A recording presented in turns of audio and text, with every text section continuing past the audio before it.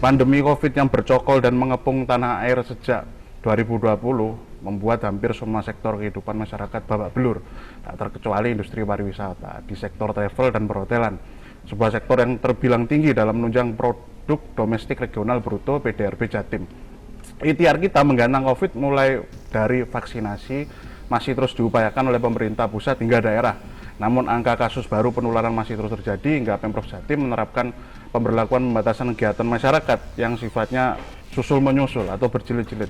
Kalau tahun lalu mungkin diskursus kita dipusingkan dengan bertumbangnya objek pariwisata di daerah banyak sekali dan itu sudah ada daftarnya. Dan mungkin tahun ini kita tidak ada pilihan lain selain mengganti diskursus itu dengan berbicara mengenai optimisme industri pariwisata menatap masa depan di tahun 2021 ini, dulur, mumpung di awal tahun nih. Tentu ini bukan suatu kenaifan. Beberapa hari yang lalu mulai bermunculan hotel baru dan sejumlah objek wisata yang malah mulai menambah wahana bermainnya. Ini menarik bagaimana siasat mereka dalam mendongkrak okupansi di masa new normal 2021 dan di sisi lain mengenai kemelut pembatasan sosial yang sifatnya berjilid-jilid bak sinetron. Nah, saat ini kami sudah tersambung dengan Bapak Sinarto, Kepala Dinas Kebudayaan Pariwisata di Sbudpar Jatim. Nah, kami ingin minta tinjauan dari Bapak nih. Sebenarnya kalau melihat kemarin ini Pak, ini ada beberapa hotel yang mulai tumbuh, kemudian mulai di launching, kemudian ada beberapa wahana objek wisata yang mulai membuat wahana bermain baru. Sebenarnya ini apakah memang suatu ada semacam optimisme baru di dunia atau industri pariwisata di era new normal atau semacam bentuk lain dari kenekatan dari kalkulasi bisnis ini Pak? Apalagi ini kan masih ada sifatnya pembatasan sosial yang sifatnya berjilid-jilid, PKKM, kemarin kita familiar dengan PSBB, sekarang ada PKKM dan ada jilid 2 lagi lah. Ini sebenarnya kami ingin minta tinjauan dari jenengan mengenai itu. Tapi sebelum itu Pak, ini kami ingin minta data sebenarnya jumlah, kalau lihat dari pertumbuhan objek wisata baru, kemudian hotel-hotel baru di tahun ini atau di awal tahun ini Pak, itu ada berapa Pak? Atau memang sudah mulai bermunculan di November, Desember tahun 2020? Nah, ini mungkin ulasan data itu seiring masuk ke tinjauan jenengan mengenai optimisme ini Pak. J. Ternyata di luar pengetahuan kita, setelah kita lakukan komunikasi lalu mendiskusikan panjang dengan teman-teman kabupaten kota, ternyata pertumbuhan destinasi itu luar biasa, menjadi sangat jauh dari yang kemarin sering saya ceritakan teman-teman media. Oke. Kan terakhir kemarin saya bilang 900, sekarang itu ribuan Mas. Di sisi lain mereka tetap optimis. Artinya apa? Yang dipikirkan oleh para pemikir ekonomi memang betul, pariwisata itu bisnis sunrise. Terus berkembang. Ya, jadi punya harapan ke depan. Hotel, restoran, homestay dan sebagainya. Bisa jadi memang dia termotivasi bahwa melayani wisatawan itu bisa dengan berbagai model, berbagai skema. Homestay berdiri, dia tidak perlu harus menanam beton yang sangat besar, dia cukup merehab dalam rumah, interiornya diperbaiki lalu dia bisa membuka homestay ya. Lalu restoran juga begitu, dia cukup membuat satu model-model terbaru yang kemarin belum ada, sekarang menjadi ada, orang pun akan tertarik. Yang namanya wisata itu perjalanan. Semua orang ketika sekarang dikasih diskon oleh COVID-19 tidak boleh pergi, dia pun akan tetap melompat. Karena apa? Yang namanya perjalanan itu adalah sebuah kebutuhan kehidupan. Orang tidak pernah suka di rumah saja walaupun enak yang dimakan, tapi dia kepingin lebih jauh, tahu apa yang selain yang dia miliki. Itu pariwisata, menjanjikan ya. Jadi kalau sudah seperti itu Mas Luhur, perkembangan hotel yang kemarin sekitar 1.300 termasuk bintang dan non bintang, sekarang akan berkembang lagi. Lalu bagaimana caranya supaya muncul satisfaction, tingkat kepuasan si user namanya wisatawan untuk bisa beraktivitas, tentu akan kita bicarakan. Kalau sekarang isunya didorong yang namanya sehat itu penting, kita membuat SOP kepada hotel, restoran, tempat wisata. Harus ada ruang karantina cepat setelah terdeteksi, lalu orang itu bisa dibantu untuk menenangkan dirinya, bisa jadi panas karena belum makan. Perjalanan panjang. Di ruang-ruang itulah kami dorong teman-teman pengusaha pariwisata punya fasilitas itu. lalu punya akses cepat terhadap pengelola kesehatan, rumah sakit, puskesmas dan sebagainya. Apa yang harus dipersiapkan sebenarnya dari sektor misalkan perhotelan untuk mendongkrak okupansi geliat wisata di era new normal ini, Pak? Mungkin satu sisi kita sudah sangat memahami psikososiologis masyarakat, mulai muncul kesadaran akan kesehatan.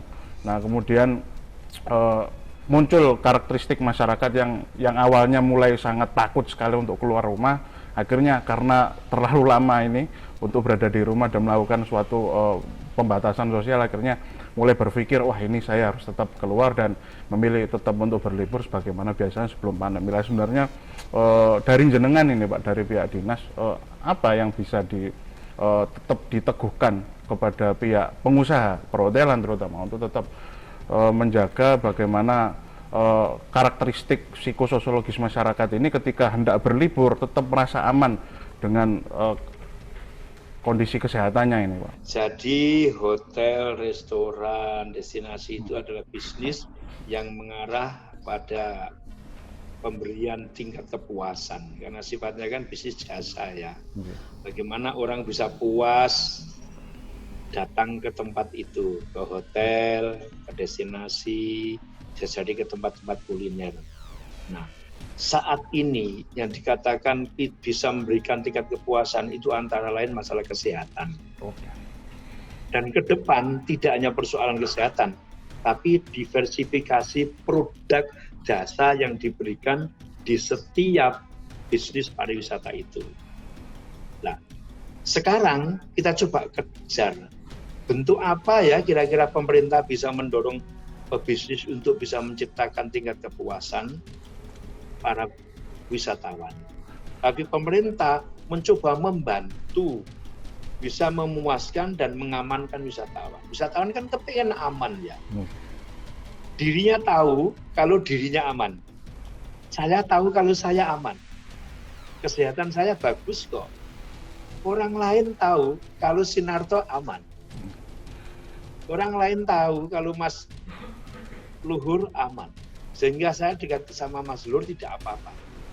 Bagaimana menciptakan kondisi seperti itu? Dan itu nanti dipermudah. Tidak menjadikan orang sulit mengisi aplikasi. Bahkan ketika orang punya aplikasi itu, saya kok berpikir begini, oh saya jadi orang modern ya. Tapi saya ini ternyata menandai saya bahwa bisa memotret diri saya dan mengenalkan orang lain saya sehat. Tidak sekedar untuk WA-WA-an saja ya.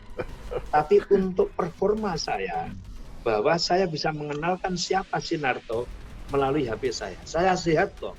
Orang lain bilang, oh ya sehat ya.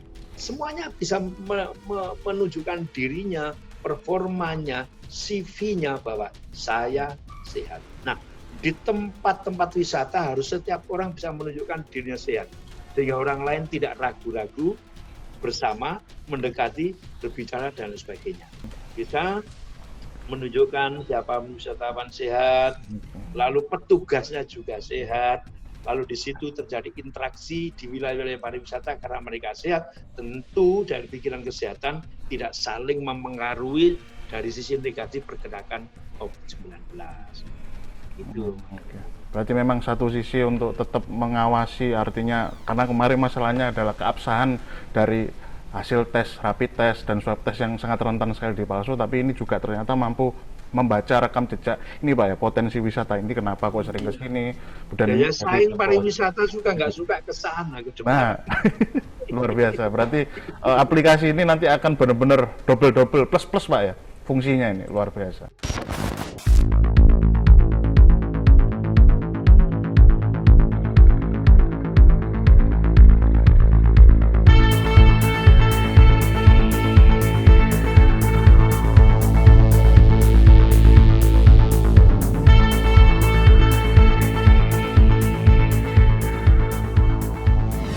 Apa sih Bu yang melatar belakangi pihak hotel ini membuka pelayanan hotel, penginapan, fasilitas wisata semacam ini di masa new normal pandemi yang masih ketat dengan pembatasan sosial PKKM ini Bu?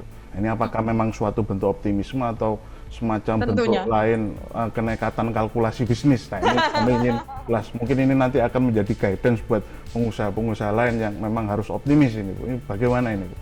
Iya, jadi memang dengan kondisi yang semua serba dibatasi untuk sementara ini, kita tuh sebenarnya juga mendukung keputusan pemerintah untuk melakukan pembatasan ini karena kita tahu bahwa ini untuk sesuatu yang lebih baik segera diselesaikan gitu kan ya. Kita juga harus mematuhi. Nah, tapi kenapa kok masih berani istilahnya untuk membuka hotel di masa seperti ini? Ya karena kita optimis bahwa kalau kita memang mengikuti peraturan-peraturan pemerintah, semua masyarakat, itu pandemi ini akan segera berakhir. Nah, salah satu bentuk optimisme yang tadi Mas Mamam sampaikan benar sekali, bukan cuma dari pihak pemilik, tapi juga dari pihak Hilton, yakin bahwa memang kita tetap harus menjaga roda ekonomi di Surabaya tetap harus berputar. Jadi makanya kita tetap memutuskan untuk membuka hotel ini seperti itu.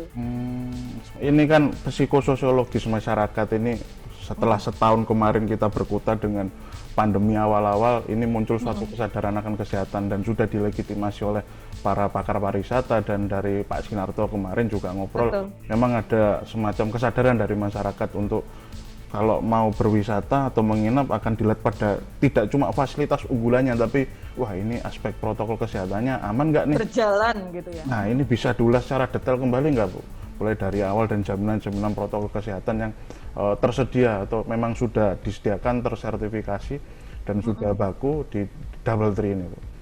Iya, tadi saya ulang kembali di awal kita sempat ulik sedikit tentang program Hilton, namanya itu Clean Stay. Jadi si Clean Stay ini memang diterapkan di semua hotel Hilton di seluruh dunia, di mana memang kita dilakukan pengecekan dari pertama kali tamu masuk di lobi dengan disinfektan barang-barang tamu bawaan tamu, lalu juga pengecekan suhu, masker. Di dalam pun juga dipastikan bahwa memang semuanya itu sesuai dengan protokol. Sesuai dengan protokol juga salah satu yang unik tadi itu yang ada stiker kamar dan stiker ruang meeting tadi dari Clean Stay, program Clean Stay, yang memastikan bahwa kamar tersebut sudah istilahnya itu terjamin kebersihan dan sanitasinya. Jadi karena kita memang semua area itu akan disinfektan terlebih dahulu, tapi nggak dibuka. Jadi benar-benar tertutup hingga tamu itu check in, masuk ke dalam. Dan pada saat tamu sudah check out pun, kita juga berikan jarak waktu. Setelah pembersihan, kita berikan jarak waktu untuk mensanitasi lagi. Tapi nggak cuman itu juga, bahwa kita juga memastikan bahwa karyawan kita sebutnya team member kita itu juga secara berkala kita lakukan pengecekan untuk swab seperti itu. Jadi kita tahu cara penanggulangannya. Sedangkan kalau untuk untuk penanggulangan lainnya, kita juga ada klinik yang disediakan di hotel, dan juga kita sedia dokter on call in case kalau seumpama terjadi apapun gitu.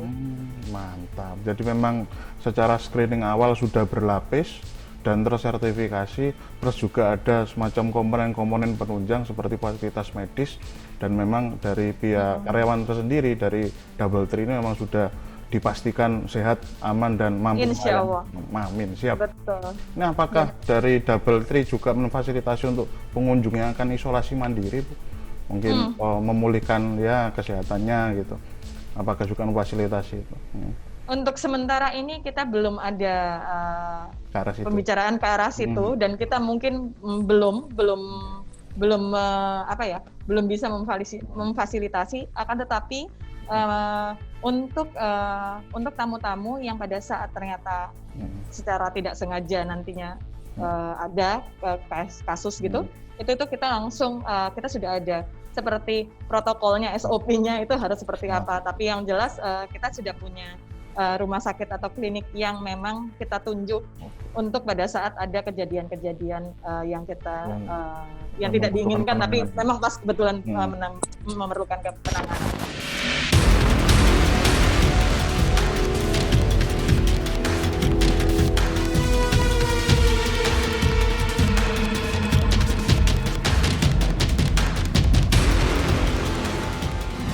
bagaimana sebenarnya ini kita ingin tahu optimisme pihak penyedia jasa travel wisata membaca potensi bisnis panjang tahun 2021 ke depan itu, Dulur. Nah, bersama kita sudah terhubung dengan Wakil Ketua Asosiasi Perusahaan Perjalanan Wisata Indonesia Asita 71, Pak Monas Cahyono. Sebenarnya ancang-ancang dari Asita untuk mendongkrak geliat perjalanan ini semacam apa? Lah ini sebelum masuk ke situ ini Pak, ini kita ingin tahu ulasan sedikit mengenai kondisi tahun 2020 kemarin itu secara sederhana atau secara umum itu sifatnya fluktuatif atau benar-benar babak belur itu Pak, kemarin kalau boleh tahu ini. Ya, terus terang kita flashback ke 2020 dulu. Pada awal ditemukannya vaksin ini tahun bulan Maret ya, setelah diumumkan oleh Pak Jokowi, itu bulan April kita langsung mengalami penurunan yang sangat drastis. Jadi boleh dikatakan bulan April itu sudah memasuki masa sulit awal-awal yang kita harus jalani. Dan beberapa teman travel agent baik di Jawa Timur maupun di Surabaya bulan April itu sudah memperlakukan work from home. Jadi sudah mulai mengurangi kegiatan karena juga waktu itu juga sudah mulai PSBB. Nah, kita coba mensiasati berbagai kegiatan yang bisa membuat travel agent ini masih bisa jalan. Tetapi pada bulan April itu kelihatannya masyarakat sudah mulai takut untuk bepergian, sudah takut untuk traveling. Jadi mulai bulan April itu boleh dikatakan travel agent terjun payung. Jadi benar-benar bisa turun drastis. Nah, kita juga mengantisipasi bulan Mei, Juni mungkin masih ada liburan sekolah dan liburan lebaran. Kita masih mempunyai harapan waktu itu masih bisa maksudnya masih bisa menggali potensi apa yang bisa kita jual.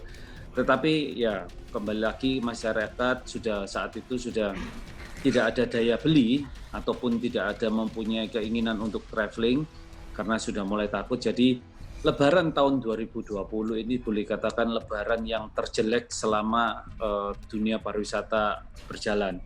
Dulu Lebaran ini adalah salah satu yang potensi untuk menggali keuntungan, tetapi tahun 2020 ini benar-benar kita kosong, zero ya.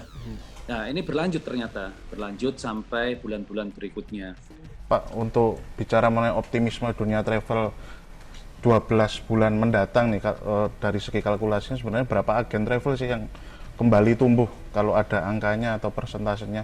Maksudnya masih tetap bisa melayani atau siap tempur untuk di tahun 2021 ini? Contoh ya, di tempat saya ini sekarang mulai Desember kemarin saya sudah buka tetapi tidak full. Saya buka hanya hari Senin, Rabu, dan Jumat. Itu pun hanya divisi tiketing dan accounting. Kenapa? Karena orang yang traveling otomatis yang bepergian ini perlu tiket. Kita mengharapkan masih dari korporasi, dari relasi masih ada transaksi ke kita. Nah, kedepannya begitu nanti border Indonesia ini sudah dibuka, boleh bepergian ke luar negeri, boleh dan negara lain bisa menerima masyarakat Indonesia. Saya rasa teman-teman pasti akan buka full. Kita mengharapkan tunggu sampai, saya tidak bisa menghitung waktu ya, seharusnya kita ini bulan Maret sudah siap, tetapi melihat situasi secara global bahwa banyak negara yang masih menganggap Indonesia ini high risk, ini cukup riskan juga kalau kita berani menjalankan secara penuh. Pak, untuk harapan ini Pak ke depan untuk pemerintah yang sangat menentukan dari segi kebijakan yang dibuat dalam rentang waktu kondisi pandemi ini apakah memang ada semacam usulan atau semacam kritik dari Asita 71 untuk bisa menjadi semacam konstruksi yang lebih baik untuk perkembangan bisnis atau perekonomian Jatim khususnya di dunia pariwisata atau travel pariwisata. Ya, untuk pemerintah mungkin ke Menparekraf ya. Kami dari Asita 71 itu sangat berharap bahwa dunia travel agent ini tolong diperhatikan, diperhatikan lebih saat ini karena bukan hanya memang bukan hanya kita saja yang terkena dampak dengan pandemik ini, tetapi selama ini dengan kebijaksanaan yang dikeluarkan, insentif contoh untuk pelaku pariwisata itu sama sekali tidak disebut dunia travel agent. Jadi para pekerja travel agent ini pun juga mereka juga banyak yang terdampak dengan pandemik ini, banyak yang dirumahkan, banyak yang cari pekerjaan lain, secara ekonomi juga terpuruk istilahnya, dan banyak travel agent yang tutup. Oleh karena itu kami mengharapkan bahwa dari pemerintah itu memberikan perhatian ke kita travel agent. Insentif yang diberikan itu juga mengena ke para pekerja di travel agent ini. Karena selama ini baik menteri yang sebelumnya dan menteri yang baru saat ini belum merangkul travel agent ini yang terkena pandemi. Oleh karena itu, kalau memang pemerintah mempunyai program-program yang mengeluarkan insentif baik itu secara lunak maupun jangka panjang, kami di travel agent ini di Asita 71 mohon bisa dilibatkan, diberikan kemudahan agar kami nanti begitu pariwisata ini kembali menggeliat, kami bisa jalan secara langsung. Emang komunikasi dari Asita dengan pihak Dinas Pariwisata atau pihak Kementerian Pariwisata sejauh ini semacam apa tuh? Apakah memang sudah menjalin intens untuk menyampaikan keluh kesah atau aspirasi ini, atau memang sejauh ini hanya memanfaatkan media untuk menyampaikan ini, atau semacam ada forum khusus atau semacam apa ini, Pak?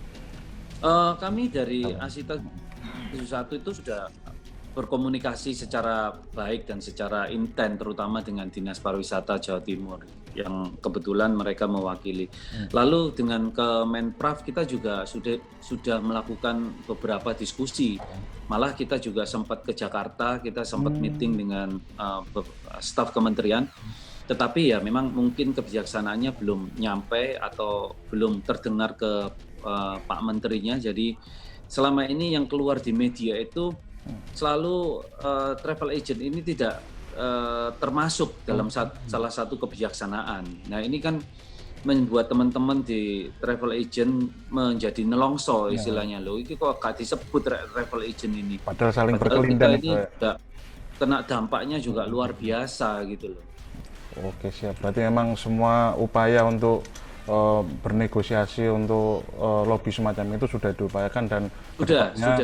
kedepannya berharap akan ada dampak positif dari segi regulasi kebijakan dari pihak dinas ataupun dari kementerian ya, Pak ya.